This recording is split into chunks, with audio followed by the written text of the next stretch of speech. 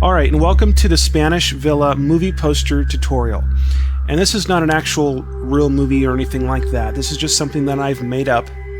And it's not the full size of an actual one sheet. This is more along the size of a DVD cover, DVD movie cover. And a lot of the techniques that we're going to be doing during this video are what they really use on movie covers, like with the masking, the color blending, the fonts, the type, all those things. Okay?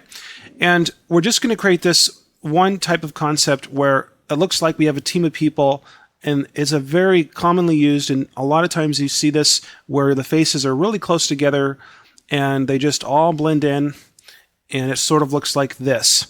And it's, creating some type of visual communication. Now, I don't have any special training in visual communication or anything like that. That is something that needs to be learned, that I would actually go to school for, to learn how to do it right, if that's something, or if this is something that you would like to do or pursue for a career or something like that. But I'm going to show you some Photoshop techniques that you can use so you can create your own movie covers that look just like this.